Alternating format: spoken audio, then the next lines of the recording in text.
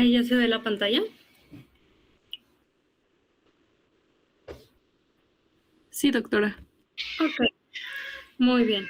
Bueno, pues nada más recuérdenme en qué nos habíamos quedado. Aquí en ototubaritis ya lo habíamos visto.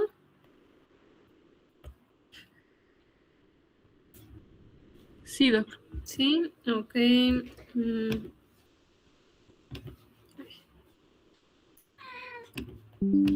Ay, no sé por qué. Ahí está.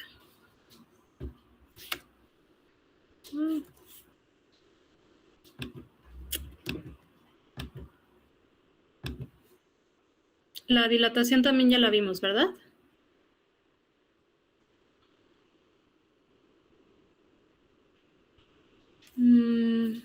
Trompa de Eustaquio patulosa la habíamos visto. No la acabamos de ver, doc. Ok, bueno, entonces ya vimos la parte de la obstrucción de la trompa de Eustaquio y la otra, el otro extremo es que la trompa esté permeable todo el tiempo, a lo cual se le conoce como trompa de Eustaquio patulosa.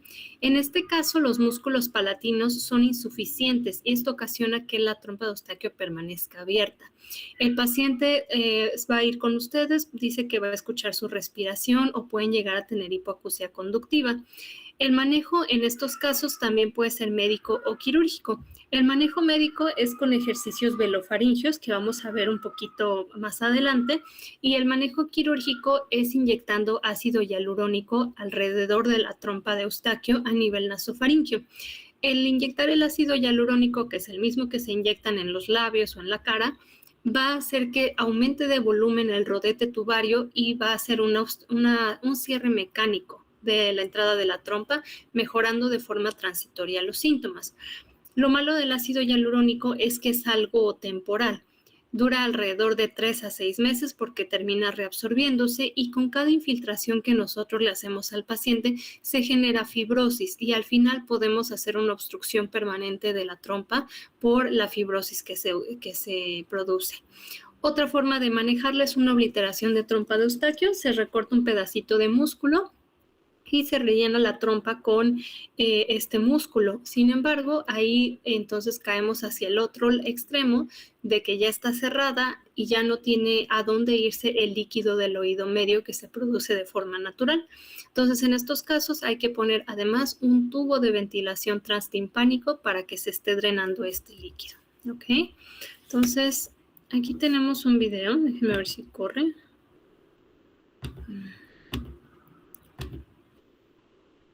Entonces, esta es una otoscopía y vemos cómo el paciente está respirando y tiene una movilidad del tímpano con cada respiración que el paciente da. Esto corresponde a una trompa de Eustaquio patulosa, ¿vale? Si ustedes hacen una otoscopía y ven esto, pues casi podemos diagnosticar la trompa de Eustaquio patulosa. Ok. Ahora, ¿cuáles son los ejercicios velofaringios? Ya vimos en la anatomía que hay 3 músculos que nos ayudan a la apertura y cierre voluntario de la trompa de Eustaquio, que es el tensor del velo del paladar, elevador del velo del paladar y el salpingofaringio. Estos músculos los podemos ejercitar para darles mayor volumen y ayudar a que sean más fuertes. Si ustedes van al gimnasio y hacen muchas pesas con los brazos, se van a hipertrofiar los músculos de los brazos, van a aumentar en volumen y van a ser más fuertes. Lo mismo pasa con los ejercicios velofaringios, van encaminados a fortalecer e hipertrofiar los músculos del velo del paladar para que no sean tan aguaditos y no se colapse tan fácil la trompa de Eustaquio, o en el caso de que sea una trompa de Eustaquio patulosa, esta hipertrofia de los músculos va a ayudar a su cierre. ¿Okay? Entonces, ¿qué ejercicios le dejamos a nuestro paciente? Le pedimos que sople como si estuviera apagando velas, que haga gárgaras, decir y de forma sostenida.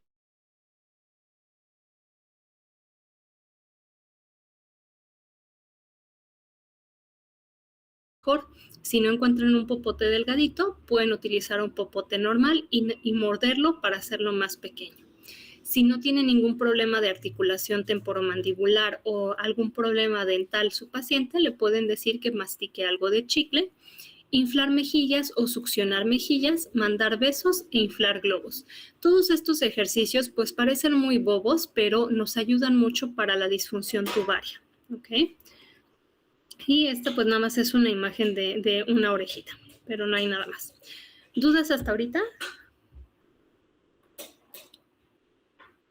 ¿No? Ok, entonces vamos a empezar con otitis media aguda. ¿Alguien que me quiera platicar algo acerca de esta patología? ¿Sí, Miranda? Sí, doctora, pues es igual una patología del oído medio y pues también generalmente es bacteriana. También es por Streptococcus pneumoniae. También, bueno, hay otros agentes, pero ese es el más común. Y pues lo que va a hacer es que va a hacer una disfunción en la trompa de Eustaquio y se va a acumular las secreciones y eso va a hacer que se prolifere, que haya proliferación bacteriana. Por eso va a haber fiebre y puede haber otalgia pues intensa y hipoacusia a veces. Muy bien, perfecto, gracias. Participación. Nacho, ¿algo más que quieras agregar?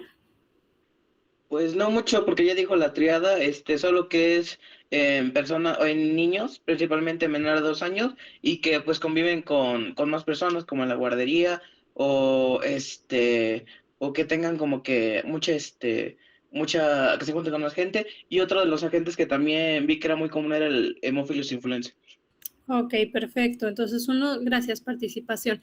Uno de los factores de riesgo más importantes es la asistencia a guarderías. Samsara.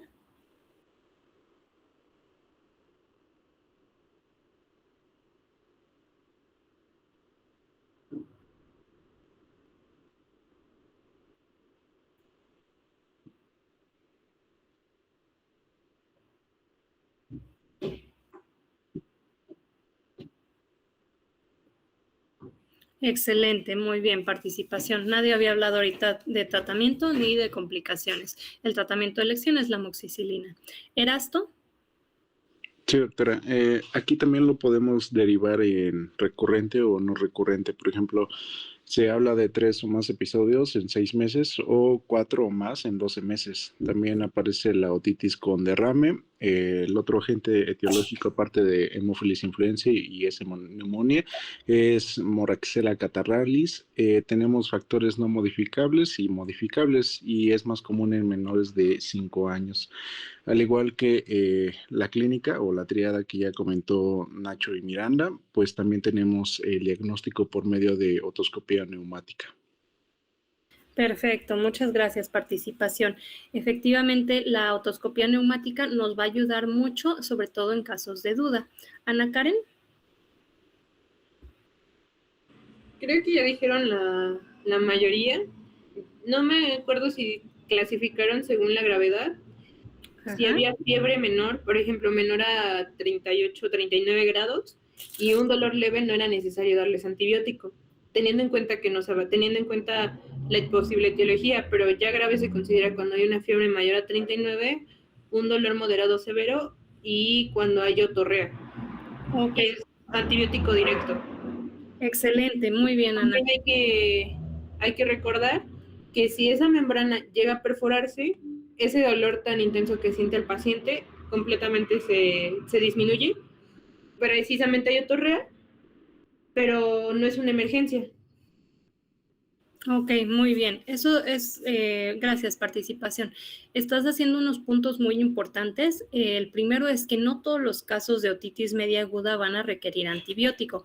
Aunque se considera una enfermedad bacteriana, muchos van a resolver de forma espontánea. Entonces, hay ciertos criterios que vamos a ver y que vienen en el examen sobre qué pacientes necesitan antibiótico y cuáles no. ¿Ok? Maricruz, ¿algo más que quieras complementar? Pues ya dijeron casi todo, pero encontré las indicaciones de cuando da referencia con el otorrino a los pacientes.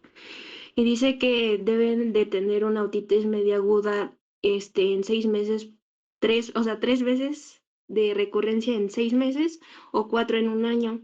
Si tiene un derrame persistente mayor a 3 meses, alguna sospecha de complicación, como ya lo dijeron mis compañeros, de mastoiditis aguda o parálisis facial periférica, y que tenga hipoacusia persistente. Excelente. Gracias, participación para Maricruz. Es muy importante que ustedes como médicos generales sepan hasta dónde pueden manejar un paciente y cuándo saber referirlo, ¿ok? Entonces, vamos a empezar con el tema. La otitis media aguda es una infección autolimitada del oído medio. Se caracteriza por la presencia de líquido en el oído asociado a uno o más signos o síntomas de inflamación en el oído medio. Acorde a su duración, pregunta de examen, podemos clasificarla en aguda, subaguda y crónica. La otitis media aguda es 3 semanas o menos, subaguda de 3 semanas a 3 meses y la crónica aquella que dura más de 3 meses, que veamos que haya una efusión, un derrame o persistencia de líquido en el oído medio con duración de más de 3 meses. Esta es una imagen de una otoscopía de un oído del lado izquierdo. Como habíamos visto en la clase pasada, en un oído normal vamos a ver la impresión del mango del martillo y el humbo u ombligo del tímpano. En este caso está tan abombada la membrana timpánica que ya no alcanzamos a ver estas referencias anatómicas. El cono luminoso todavía está presente, pero como que se está borrando. Hay una hipervascularidad aquí en la membrana timpánica y hay ocupación por líquido purulento blanquecino detrás de la membrana, ¿de acuerdo? Entonces, esta es una imagen muy característica de la otitis media aguda. Incluso aquí podemos ver una burbujita de aire en medio del líquido, no sé si la alcanzan a percibir, que forma niveles hidroaéreos, ¿vale? En cuanto a la epidemiología, como ya habían comentado sus compañeros, es más común la presencia de esta enfermedad en los niños, precisamente por la anatomía de la trompa de Eustaquio, que es más corta y más horizontal. El pico máximo de edad tenemos dos, uno es entre los 6 y 11 meses y el otro es entre los 4 y 5 años. ¿Por qué? Entre los 6 y 11 meses empieza la ablactación y empezamos la alimentación complementaria. El bebé todavía no tiene bien desarrollado el sistema de la deglución, entonces a veces el alimento en vez de irse de la orofaringe hacia el esófago, tiene cierto reflujo de alimento de orofaringe a nasofaringe y de ahí permean bacterias a través de la trompa de Eustaquio hacia el oído medio y por eso es que justo en esta edad comienzan a tener estas infecciones. Y entre los 4 y 5 años, porque esta es la edad justamente en la que los niños comienzan a asistir a guarderías. Y el asistir a guarderías es uno de los factores de riesgo más importantes para estarse infectando. Apenas están empezando a desarrollar su sistema inmunitario. Si han estado en casa, pues no han estado en contacto con algunos otros agentes microbianos y al salir de casa y estar conviviendo con otros niños, pues los expone a otras bacterias que antes su cuerpo no conocía y se van a estar enfermando. Alrededor de del 60% de los niños han padecido un cuadro de otitis media antes del primer año de edad y el 80% han sufrido al menos un cuadro antes de cumplir los 2 años. Entonces, la otitis media aguda es una de las infecciones más comunes de la infancia y es importante que las sepan tratar precisamente porque les van a tocar muchos casos. ¿Cuáles son los factores de riesgo? Tenemos los factores modificables y no modificables. Entre los factores ambientales que son modificables está la asistencia a guardería. Un niño que asiste a guardería tiene 5 veces más riesgo de desarrollar otitis media aguda comparado con un niño que no asiste a guardería. Si no le han dado lactancia materna por al menos 3 meses, también se incrementa la probabilidad. Si está expuesto a tabaquismo pasivo o contaminación ambiental. Estos contaminantes ambientales del tabaco o el smog hacen que haya una disfunción ciliar y permite que las bacterias migren más fácilmente hacia el oído. Meses de invierno.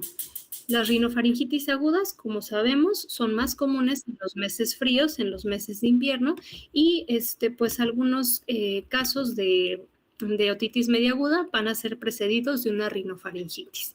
Alimentación con biberón o uso de chupón. Este es importante.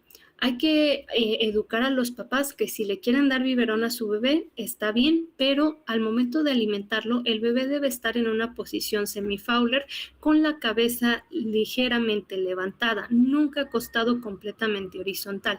Cuando está el bebé acostado con el biberón y está muy horizontalizado, es más fácil que tenga reflujo de leche hacia nasofaringe y que de ahí se vaya a trompa de Eustaquio y comience con estas infecciones. Entonces, si le damos una buena posición al bebé, la verdad es que el uso de biberón no tiene mayor incidencia de otitis, ¿ok? El uso del chupón. El hecho de que el bebé esté succionando de forma constante va a generar una presión negativa dentro del oído y que lo va a ir inflamando y es más propenso a desarrollar estas infecciones. Factores del huésped, que la mayoría son no modificables. La edad del paciente, que ya vimos cuáles son los 2 picos de incidencia. Por alguna razón, los hombres se infectan más que las mujeres. Origen étnico, los caucásicos tienen mayor incidencia por estructuralmente la trompa de Eustaquio es un poquito más ancha en los caucásicos. Cualquier tipo de inmunodeficiencia, presencia de atopia, que el bebé sea prematuro, alguna alteración craneofacial, por ejemplo, los bebés que tienen síndrome de Down tienen mayor riesgo de padecer otitis medias de repetición. Obesidad confiere un riesgo de 1.44 veces más para desarrollarlo y el reflujo gastroesofágico. Como habían comentado, la otitis media aguda suele considerarse una infección bacteriana del oído medio, sin embargo, suele ser precedida por una infección viral. Los virus más comunes pues, son los que causan la rinofaringitis. Estos la verdad es que no son de importancia. Los bacterianas sí. Pregunta de examen de mi examen, pregunta de examen del ENARM, pregunta de examen de pediatría, de infecto, de toda la vida. ¿Cuáles son los agentes etiológicos de otitis media aguda? En primer lugar, Streptococcus pneumoniae. Segundo lugar, Haemophilus influenza. Y tercer lugar, Moraxella catarrhalis. El resto ya son muy raros, como Staph aureus, Streptococcus pyogenes en menos del 5% de los casos y Pseudomonas aeruginosa. Esta sobre todo se da en pacientes con algún tipo de discinesia ciliar, ¿vale? Como no me acuerdo ahorita, el niño que sabe a sal. Tenemos diferentes fases de la otitis, fibrosis quística. Tenemos diferentes fases de la otitis media aguda, que creo que ninguno de ustedes las comentó. Entonces, la primera fase, va a haber una inflamación de la mucosa de la trompa de Eustaquio y la mucosa del oído medio. Esto va a dificultar la apertura de la trompa de Eustaquio y se va a disminuir la ventilación en el oído.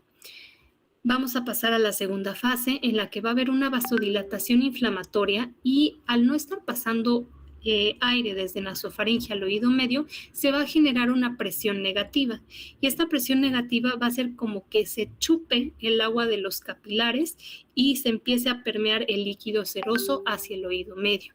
Esto va a generar un derrame seroso y van a llegar las bacterias y van a sobreinfectar este derrame seroso, lo cual va a progresar a ser un derrame purulento. Entonces, aquí en esta primera imagen tenemos la primera fase, en la que hay una inflamación, hay un poquito de abombamiento del tímpano, pero todavía no hay líquido, únicamente hay un poco de hiperemia, abombamiento y ya.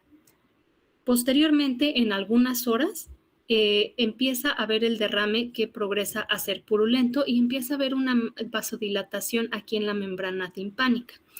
Conforme va incrementando la inflamación y el abombamiento del tímpano por este líquido que está a presión, estos capilares se van a comprimir y va a haber una isquemia de ciertas zonas del tímpano, ¿ok?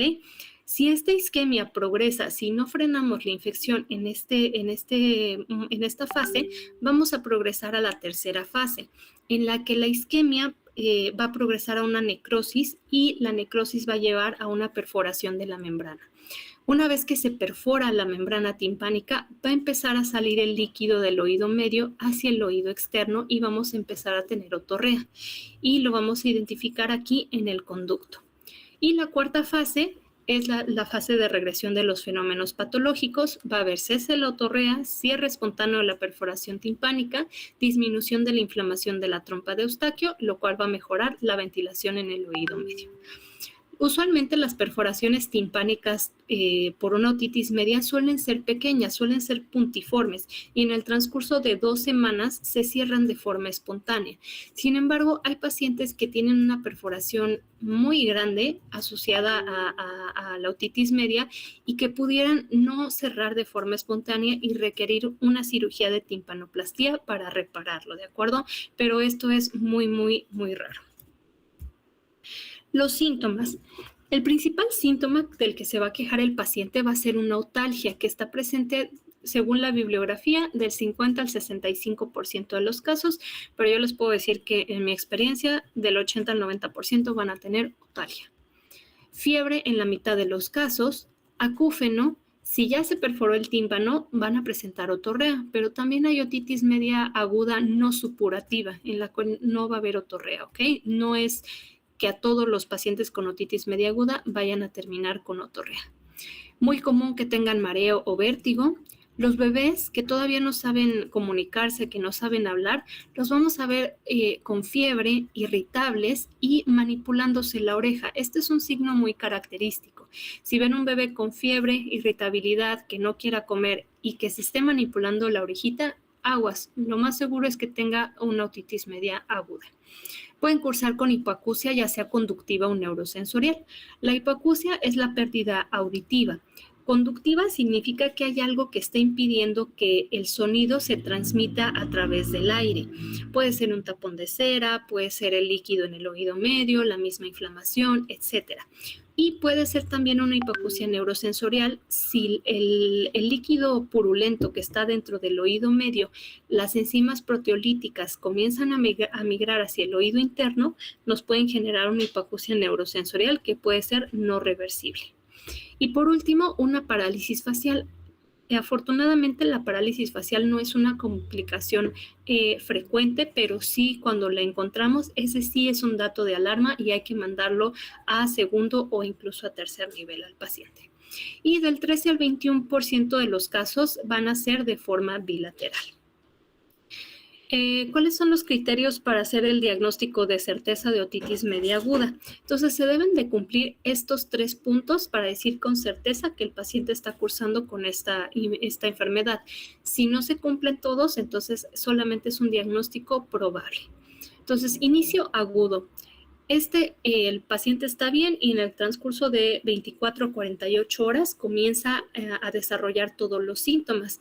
Otalgia, se está agarrando el oído, irritabilidad, fiebre, trastornos del sueño y pérdida del apetito. A la exploración física vamos a encontrar una hiperemia intensa del tímpano o un color amarillo en la membrana timpánica por el derrame seroso. También podemos encontrar, además del líquido amarillento, un líquido purulento, abombamiento, movilidad reducida, otorrea secundaria, alguna perforación espontánea. ¿Ok? La sola presencia de otorrea sin datos de otitis externa asociada a membrana timpánica perforada de forma espontánea puede ser considerado un signo objetivo de otitis media aguda. A veces puede ser difícil diferenciar si la otorrea que tiene el paciente es por una otitis externa o es por una otitis media. Entonces, en estos casos nos ayudamos de la exploración física y le hacemos el signo del trago al paciente, que lo vimos en otras clases, que consiste en hacer presión sobre el cartílago del trago del oído. Si genera dolor, se trata de una otitis externa. Si no genera dolor, lo más seguro es que esa otorrea sea secundaria a una perforación del tímpano. ¿Ok? Ahora, como no me acuerdo quién lo comentó, que no a todos se les dan antibióticos. ¿Por qué? Porque la mayor parte de los casos, a pesar de que es una infección bacteriana, se van a resolver de forma espontánea. Si nosotros le damos antipirético, analgésico a nuestro paciente y lo revaloramos a las 24 horas, 6 de cada 10 pacientes ya no van a tener nada más, ya no van a tener dolor, ya no van a tener líquido, no va a haber hiperemia. En 2 a 3 días, hasta el 80% se les va a quitar sin antibiótico. Y en 7 a 14 días va a haber una resolución completa del oído medio sin derrame, ¿de acuerdo? Se le llama derrame al líquido que hay adentro del oído. Van a estar escuchando estas definiciones. Derrame, efusión o líquido en el oído medio es exactamente lo mismo. Entonces, ¿Cuánto tiempo va a tardar en reabsorberse el líquido dentro del oído? El 60% de los casos en un mes ya no van a tener líquido. Y el 74% de los casos va a tardar hasta 3 meses. Sin embargo, si ustedes le están dando seguimiento a ese niño y ven que después de 3 meses sigue con el oído con líquido y le está causando hipoacusia, hay que mandarlo al otorrino para colocarle tubos de ventilación. A veces la disfunción de la trompa de Eustaquio no resuelve después del cuadro infeccioso y persiste inflamada y no permite que se ventile el oído y se empieza a acumular líquido. Y en los niños es muy importante porque a veces los mandan porque tienen retraso en el desarrollo del lenguaje, porque tienen dislalias, pronuncian mal y piensan que el niño está consentido y que no quiere hablar, y realmente no habla porque no escucha. Entonces, si un niño no escucha, no puede repetir las palabras que se les está diciendo. En esos casos, mandamos a otorrino, ponemos tubitos de ventilación para eliminar el líquido y listo. Si vemos un caso de parálisis facial, es una urgencia, no se esperen, hay que mandarle urgencias a otorrino para colocarle un tubo de ventilación. Y si encontramos algún tipo de complicación supurativa que suceden en el 0.24%, también hay que mandarlo a urgencias. Ahorita vamos a ver cuáles son estas complicaciones. Ojo con las parálisis faciales. Siempre la mayor parte de los médicos piensa que la parálisis facial la tiene que ver el neurólogo y realmente no. Los que vemos la parálisis facial somos los otorrinos porque hay que revisar que la parálisis no sea secundaria a alguna patología del oído, un tumor, un colesteatoma, una otitis media aguda o crónica, etc. ¿De acuerdo? Tenemos diferentes complicaciones en cuanto a las perforaciones de la membrana timpánica. Entonces, una complicación es la membrana monomérica. Todos estos son oídos del lado derecho, ¿de acuerdo? Este sería el tímpano. Una membrana monomérica es cuando la membrana se hace más delgada. Si recuerdan, en las clases pasadas les había comentado que el tímpano consta de 3 capas. La capa externa, también llamada capa epitelial, la capa media o mesenquimatosa y la capa interna o capa mucosa. Cuando hay una perforación timpánica, solamente se va a volver a formar la capa epitelial. Ya no se forma ni la media ni la capa mucosa, ¿de acuerdo? Entonces, esto hace que el tímpano se vea muy delgadito. En algunas ocasiones incluso puede ser difícil distinguir si se trata de una perforación timpánica o si solamente está muy adelgazado este tímpano, como es este caso, ¿de acuerdo? Otra complicación que podemos ver es la miringoesclerosis. Miringo significa membrana timpánica y esclerosis es un endurecimiento. Entonces, en algunos casos, cuando se perfora el tímpano, se vuelve a regenerar y se forman estas placas de calcio que son como cicatrices y se llaman placas de miringoesclerosis. Me ha tocado más de una vez que me manden de consultorios de farmacia pacientes al otorrino porque tienen hongos en el oído y los reviso y veo que solamente son plaquitas de miringoesclerosis. Entonces es importante distinguir esto de una otitis externa fúngica, ¿de acuerdo? Porque se ven bastante diferentes. Aquí vemos que nuestro tímpano en el cuadrante antero superior y en el cuadrante postero inferior tiene unas placas de miringoesclerosis. Y por último, podemos tener en un mismo paciente ambas cosas, una membrana monomérica que está súper delgadita con sus plaquitas de miringoesclerosis. Y vemos que además aquí se marca mucho el mango del martillo y tiene como un pequeño bolsillo de retracción en la parte flácida del tímpano, ¿vale? Aquí, además, la membrana monomérica, yo sé que es mal para el paciente, pero me gusta porque me ayuda como a explicarles un poquito mejor. Aquí alcanzamos a ver parte de lo que es el yunque y el estribo, ¿de acuerdo? A través de la membrana que usualmente no los alcanzamos a ver. Este caso, esta secuencia de imágenes es de un paciente que tuve de 14 años, un masculino de 14 años, que acudió conmigo por un cuadro de otitis media aguda. Le di tratamiento antibiótico, a él sí le dejé tratamiento antibiótico, le dejamos analgésico, antipirético y cita a control. Sin embargo, a las 48 horas me habla su mamá muy asustada porque me dijo que tiene parálisis facial. Le dije que regresara al consultorio y efectivamente se corroboró una parálisis facial. Entonces, En consultorio se puso un poquito de lidocaína en spray en el conducto para adormecer el tímpano y con un cuchillito especial llamado miringotomo se hace una incisión en el tímpano y se coloca este tubito blanco, que es un tubito de ventilación, a través del cual el líquido que está acumulado en el oído medio va a empezar a drenar hacia afuera.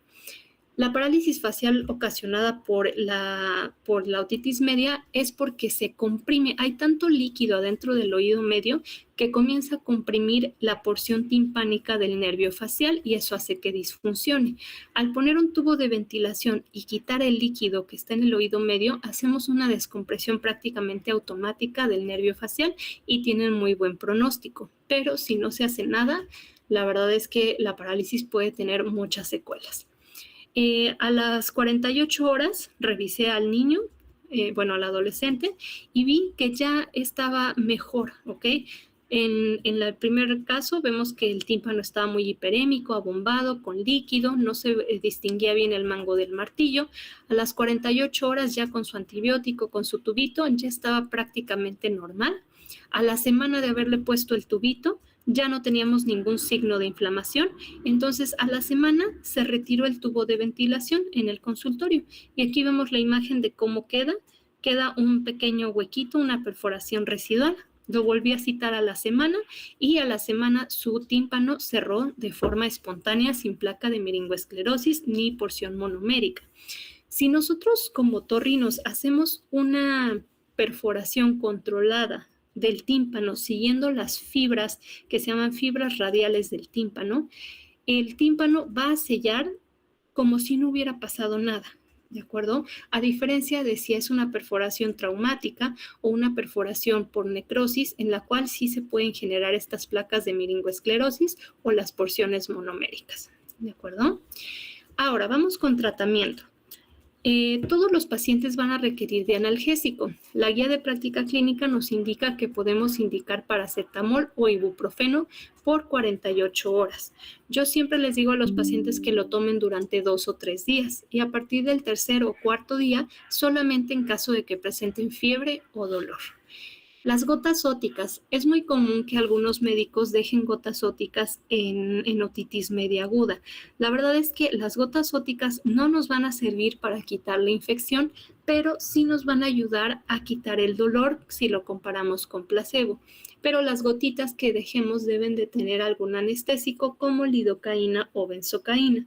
Si les dejamos cualquier otro tipo de gotas que no tengan anestésico, la verdad es que eso y nada es lo mismo. Solamente las dejamos en pacientes mayores de 3 años y que no estén cursando con perforación timpánica. Algunos de los compuestos de las gotas óticas pueden ser ototóxicos como la neomicina. Entonces, si tenemos una perforación timpánica y dejamos ese tipo de gotas y se permean hacia el oído medio, pudieran causarle una hipacusia neurosensorial o una afección vestibular al paciente, ¿ok? No se recomienda utilizar antihistamínicos como la loratadina. Todos los antihistamínicos hacen que el moco líquido se haga más espeso, entonces va a tardar mucho más tiempo en drenarse y en recuperar la audición del paciente. Entonces no dejen antihistamínicos. Los esteroides o descongestivos, tanto tópicos como sistémicos, tampoco se recomiendan, a menos que haya una parálisis facial. En parálisis facial, sí, el tratamiento de elección incluye dejar esteroide sistémico, ¿de acuerdo? Vigilar y esperar. Lo ideal es no iniciar antibiótico en las primeras 48 a 72 horas. Pregunta de examen: ¿en qué pacientes podemos dejar un manejo expectante? Aquellos que cumplan con los 3 criterios de diagnóstico de certeza, que el diagnóstico esté confirmado, que el episodio sea leve, que no tenga una fiebre de alto grado, que no tenga una otalgia muy intensa, que sea mayor de 2 años, que el cuadro sea unilateral, que no tengan otorrea, que tengan acceso a urgencias en cualquier momento y disponibilidad de revaloración a las 48 a 72 horas. Si están haciendo su servicio social en un pueblito y su centro de salud cierra a las 4 y el paciente se pone mal en la madrugada y el hospital les queda 2 horas, obviamente ese paciente no es candidato a vigilar y esperar. Por cuestiones de riesgo de que no tiene acceso a urgencias, si tiene convulsiones febriles o tiene alguna complicación, mejor hay que dejarles antibiótico de inicio, ¿ok? El dar un manejo expectante sin antibiótico nos va a permitir reducir costos, efectos adversos asociados a la medicación y sobre todo la resistencia microbiana, ¿vale? Pregunta de examen, ¿a quiénes sí les dejamos antibiótico temprano? Si tenemos otorrea, porque eso indica que el tímpano ya se perforó. Si estamos sospechando alguna complicación intracraneal, si hay historia de recurrencia, si nuestro niño tiene menos de 2 años o si es un cuadro bilateral. ¿De acuerdo? ¿Cuál es el antibiótico de elección? Pregunta de examen, de NARM y de siempre de toda la vida. Es amoxicilina simple a esta dosis. Esta dosis sí apréndansela. 80 miligramos por kilo por día dividido en 3 dosis por 7 a 10 días. Es la primera elección. Ahora, en algunos casos, cuando tenemos una otitis media aguda severa o el paciente tiene un antecedente de uso de antibiótico en el último mes, dejamos amoxicilina con ácido clavulánico a 80-90 miligramos kilo día, igual 3 dosis por 10 días. Esto también lo dejamos en los casos en los que iniciamos con amoxicilina simple y revaloramos a nuestro paciente a los 2-3 días y vemos que no hay mejoría. Sigue con dolor, sigue con fiebre, sigue con mucho líquido purulento, entonces escalamos el antibiótico a amoxiclav, ¿vale? ¿Cuáles son las complicaciones que pudiera presentar un paciente con otitis media aguda? La más común es la mastoiditis. Si ustedes se tocan el huesito que está justamente por detrás de su pabellón auricular, van a sentir una bolita. Esa es la apófisis mastoides y por dentro está llena de aire y también forma parte del oído medio. El oído medio no solo es la caja timpánica. Entonces, el líquido purulento que encontramos en la otoscopía, en la caja timpánica, también se puede ir hacia este huesito e inflamar la mastoides, lo que se llama mastoiditis. En algunos casos, la cortical de la mastoides se puede romper y se forma un absceso que podemos palpar, se llama absceso superióstico. Podemos tener parálisis facial, petrositis. El ápex petroso también forma parte del oído medio, es una parte especial del hueso temporal hacia donde también se puede ir el líquido purulento. Una fístula laberíntica, hipoacusia neurosensorial, absceso intracraneal, trombosis venosa, ya sea del seno sigmoides o de la vena yugular interna, una hidrocefalia óptica, parálisis del nervio craneal 6 e infarto cerebral. Esta parálisis del nervio craneal 6 casi siempre va acompañada de la petrositis. ¿De acuerdo? ¿Cómo podemos prevenir la otitis media aguda? Alimentación exclusiva al seno materno durante 6 meses y continuarla hasta los 2 años. Esquema de vacunación completo. Siempre que vayan los niños a consulta, pídanle su cartilla y vean que tengan su esquema completo. Si no lo tienen, hay que actualizarlo. Influenza, hemófilos influenza B y neumococo como mínimo para prevenir estos cuadros. Con este algoritmo vamos a resumir un poquito la clase que acabamos de ver. Entonces, recibirán tratamiento antimicrobiano temprano los pacientes que tengan algunas de las siguientes condiciones. Menores de 2 años, aquellos mayores de 2 años con otitis media aguda bilateral grave, todos los niños con otorrea, complicaciones intracraneales y o con historia de recurrencia. El antibiótico de primera elección, ya vimos, pregunta de examen, es la amoxicilina a dosis de 80-90 miligramos por kilo por día vía oral, dividida en 3 dosis, durante 7 días. Y de ahí podemos revalorar si necesitamos extender a 10 a 14 días, sobre todo en menores de 2 años, aquellos que tengan factores de riesgo como asistencia a guardería, tabaquismo pasivo o un cuadro grave. En caso de infección grave, administrar antibióticos o que tengan administración de antibióticos en las últimas 6 semanas, entonces escalamos directamente amoxicilina con ácido clavulánico a la misma dosis, ¿de acuerdo? Y en caso de que nuestro paciente sea alérgico, podemos dejar un macrólido como es la claritromicina. De este no es necesario que se aprendan la dosis, esa nunca la preguntan, solamente de la amoxi. Cuando vimos los cuadros de faringitis aguda, de faringoamigdalitis bacteriana, la amoxicilina la dejamos en faringitis 40 miligramos por kilo por día. ¿Por qué dejamos el doble en otitis media aguda? Porque no existe tanta disponibilidad del antibiótico en la mucosa respiratoria del oído medio. Entonces se tiene que duplicar la dosis para poder alcanzar una concentración mínima inhibitoria. ¿Ok? Revaloramos a nuestro paciente una vez que le iniciamos el tratamiento en las siguientes 48 a 72 horas. Si el tratamiento va bien, el niño va mejorando, dice completar tratamiento y alta. Yo les recomiendo que completen el tratamiento y lo citen al mes para verificar que efectivamente ya no tenga derrame o líquido en el oído medio. Si todavía tiene líquido al mes, dejamos ejercicios velofaringios y lo citamos a que cumpla 3 meses del cuadro. Si a los 3 meses persiste con el líquido en el oído, hay que mandarlo a otorrino para poner tubitos de ventilación. Siempre denle seguimiento a sus cuadros de otitis media aguda. Si después de 72 horas de haber iniciado el antibiótico el paciente no tiene mejoría, entonces con amoxi simple, escalamos a amoxiclav. ¿Okay? Si ya tenía dosis de amoxicilina con ácido clavulánico, vamos a cambiar por una cefalosporina de tercera generación, ya sea cefixima o ceftriaxona. Y volvemos a revalorar a nuestro paciente. Si ya tuvo mejoría, entonces completamos tratamiento, seguimos al mes y a los 3 meses. Si no hubo mejoría, enviamos a segundo o tercer nivel para descartar alguna complicación. Por favor, no vayan a ser de esos médicos que de primera instancia le dejan al pobrecito niño de 2 años ceftriaxona intramuscular. ¿De acuerdo? Porque no es el antibiótico de primera elección y menos en un paciente que no tiene alguna complicación. ¿Okay? ¿Dudas?